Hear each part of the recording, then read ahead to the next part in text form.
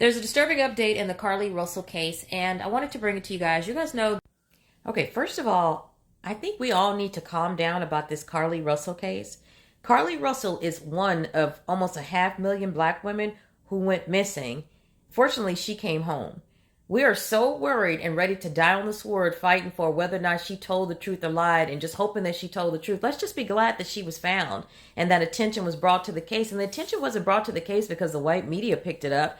The only reason that my friends that work at major television stations picked it up is because it was all over social media and because of all the flack that they're catching for not covering the Shanquella Robinson case. You see, the NBC Nightly News, they had a whole meeting about not covering that case. Now they can't go back and cover it because then people say, well, why didn't you cover it in the very beginning?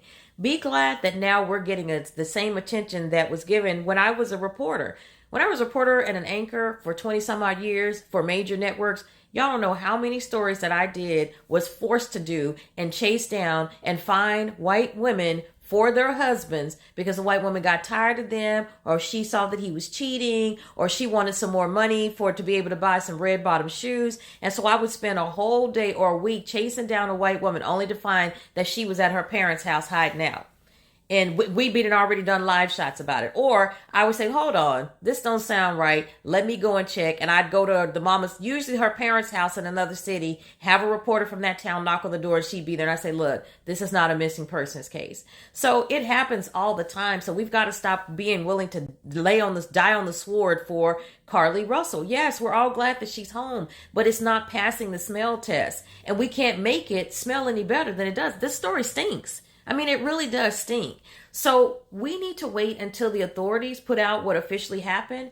I covered what my reporter friends in Alabama are saying. I mean, they're saying what I reported in this story. And then everybody looked at the picture of the stripper and just assumed that it was Carlee. That was another reason why I put it up. Because we're so willing to look for somebody that's trying to make her look bad, when in actuality, we can make our own selves look bad. And quite frankly, it might not be no reason to even worry about how it looked. Maybe she had a mental breakdown. Maybe she just wanted to go off for a second. Maybe her boyfriend did drive her crazy. Maybe there was a stripper involved. Does it matter? The fact is that she's back at home. If she told a lie about this, then it needs to be reported just like any other story, because people do need to know. Because my mother called me the other day. She's 70 something years old. She don't let me tell her age because she's probably watching this. But she was like, yeah, everybody was saying, they were saying at church that if you're driving down the street in Podunk, small town America, and see a baby something on the side of the street, just keep driving.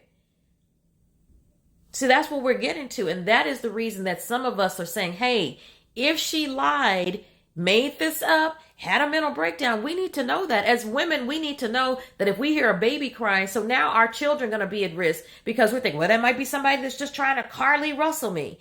That's the whole point of the story. And for those of you that are just willing to lay down on the sword and die for the honor of a woman that you don't know, you better make sure that she's telling the truth. Here's a rule of thumb.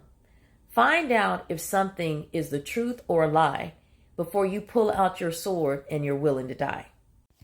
Because in the end, a lie is still just a lie, no matter whose mouth it came out of. And you all can look back a few videos where I made a whole video threatening to march upon the person that kidnapped Carlee Russell with my sword in hand and the entire D9.